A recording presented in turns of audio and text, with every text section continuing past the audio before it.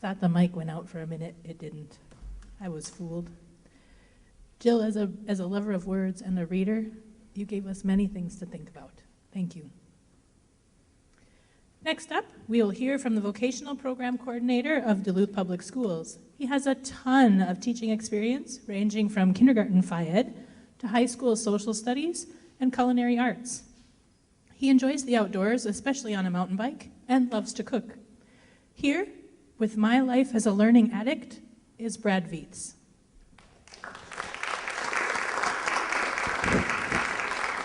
Thank you. Yeah, I don't know if I should admit that with my employer sitting right in front of me, but this started a couple months ago when Tammy brought this idea up, and it was probably the worst thing that could happen to me.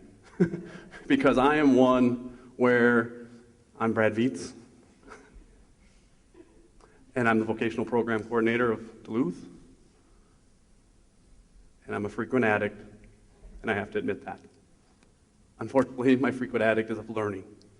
And so when Tammy asked me, or put out the feelers to see about presentations, I sat there staring at it for about a day, 2 days, 3 days, going, okay, I think I can do this. And I go, all right, I'll share. I can talk about learning. And as I'm sitting there, she says, sure, and she gives us the topics, and all of a sudden steamrolls even more. Because now she's opened up Pandora's box in my life, where I have to watch 6 TED Talks. I have to research. I did find actually there is an addiction to learning and insight. It's the most comfortable I've felt reading that website. The fact that they're listing all these things. And for me, getting through that and seeing that got me just brainstorming, because then I'm sitting here going, well, what do I talk about? What do I talk about? And I debated all this stuff, and things were flying through my head, and I'm sitting there going, I can't do it. I can't. And because the challenge she gave was, if you're a teacher, don't talk about teaching. Try to find something else. And I festered over that because my entire existence, since I can remember, has been learning and helping others learn. And so as I go through this and start describing my addiction through my life, it's the best way to show how this progression has come. Because for me, looking at my life is, I see learning as an internal thing. And it's an internal thing that any of us can give external reactions to. And if you see me in my classroom or you see me wherever I am, I didn't become aware of this in time. But it is one where I've noticed that my addiction is what's made me effective. And as I look at teachers and I look at people, anyone inside their lives, I see that all of us are recovering addicts in something. And in that positive aspect, as a kid, as an adult, a young adult, everyone has something that gives them those endorphins, that gives them that rush. And I think that it's innate in us. And so I started thinking about learning. And this is the closest I could get to visualizing my brain. Is I love Wordles. If you see me on anything, I've got them all the time, because it is one where I don't draw it out as this is teaching, this is learning. I've never called myself a teacher. I've said I'm a facilitator, I'm a coach, I'm something. But ultimately, I'm just someone who loves learning. And I use that love and I use that addiction to me wanting to know things and to spread that knowledge to people and watch them achieve it. And that's my rush, is that whole progression of my life. And so I just thought with that one, it was a perfect way to start the story of my addiction. All right, so this is me. All right, again, I got to go internal on this. I grew up in a perfect storm. I grew up in a small town in central Minnesota, and if any of you are from small towns, you know this addiction or this status of life of a K-12 building. No one does anything, so there's a few of us that have to do everything. And so I spend my entire middle school, high school career doing SAD, doing student council, doing yearbook, 3-sport athlete, working through everything. And the thing that was probably my best trait was that I can focus on exactly where I am at that moment. And I can change instantaneously. And not everyone has that, but I still think when people are going through things, they have that passion, they have that focus. Any of us that have been involved with people see that. We see that moment when they're in the zone or they're in the groove. And for me, that's my trigger.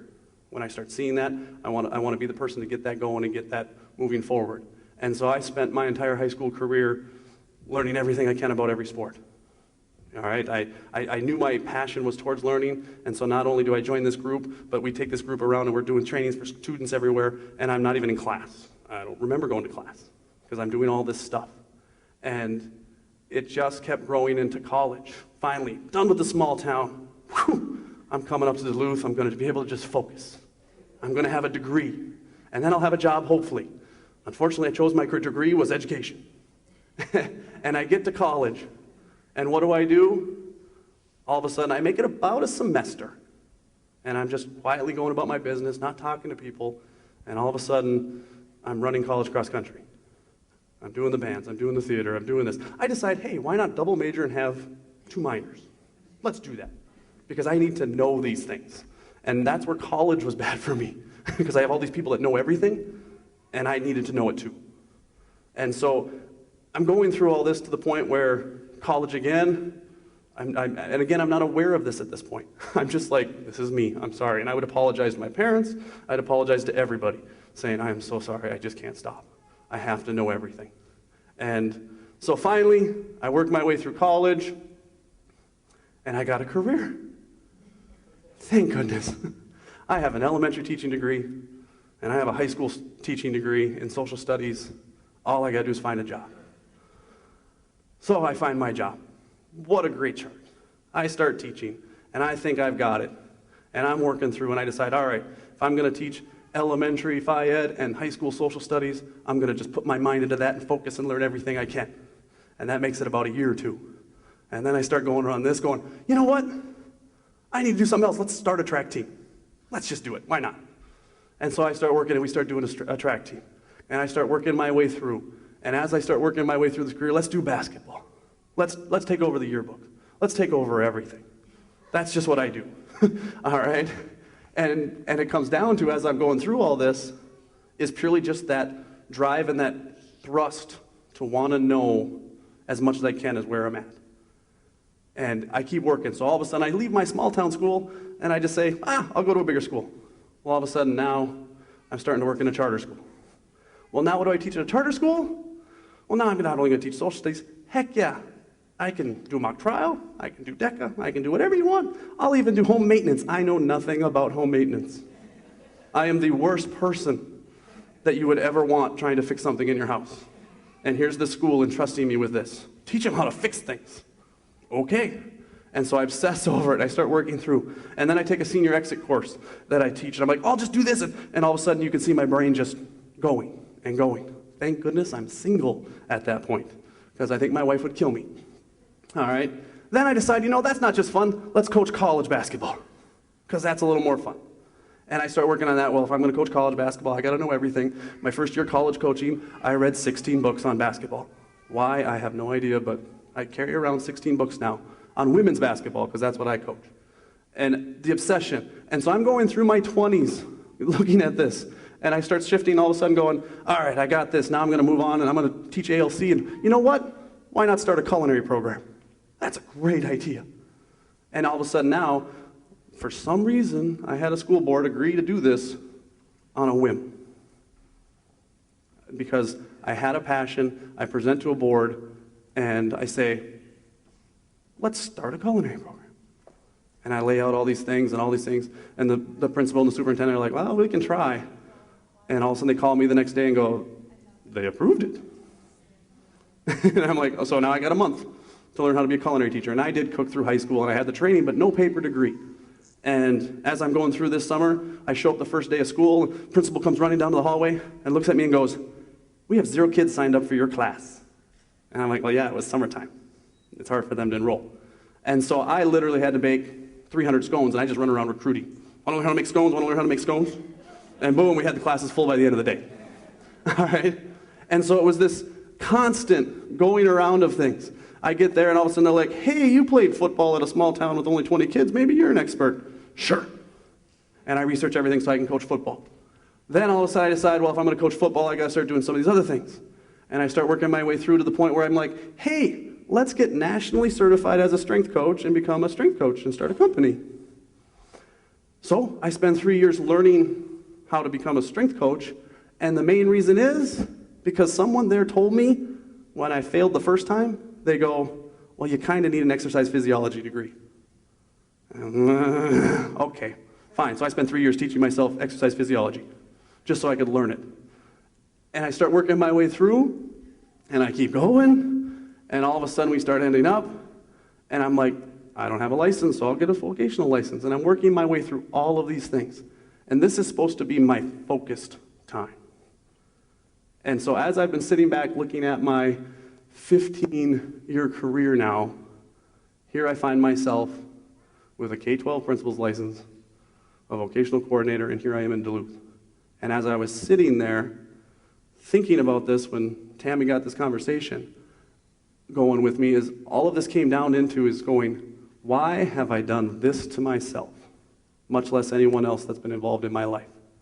I look at this as I'm laying it out, and I didn't realize until about a year ago, I kind of had my first stage of recovery is admitting it, is that when I started laying these things out and going through this going, I'm addicted to insight. I want to know how or why things work. And to my core, I believe that that is innate in all of us. That all of us want to know things. It might not be to this ungodly way of doing it, but we have it. We have something. And so me, as I'm going through my life and I look, here's what I want you to think about. The best 8 years of my life were the previous 8 years when I was teaching the culinary program in Proctor. Because for the first time in my life, I finally became aware of this, of me and what happens and where your motivation to make people want to learn is internal, and I see it as a scepter. You can get this out and watch people grow based on your addiction, based on your passion. And just knowing that you have the desire to know more, it's contagious. And I look at that going, it works. I took, probably in my 8 years, 700 kids. And the only rule in my class was no boxes, no cans, and no recipes. That's simple. And I would take kids as blind slates and all experts, and they know everything, and all of a sudden wipe the slate clean.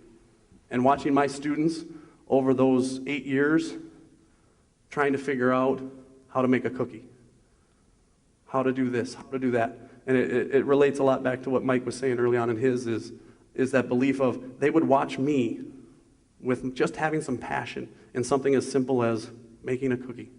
Oh, I also forgot, no electric devices. So you're mixing by hand. You're getting the touch, you're getting involved with it. And the kids would watch me, even with things when I'd say, I don't know, is all of a sudden that would be, of course, for me, a trigger. And I'm running home that night and finding everything I can to get through, make sure I got it. But it got the kids going. And watching that. And same thing as I look back at my career and I look at coaching, teaching, the one thing constant in mine has been this addiction. This addiction to just want to know things and share those things. And I don't see that as teaching. I see that as learning. Because I learned more from watching my kids and my students struggle that I watched them unleash things.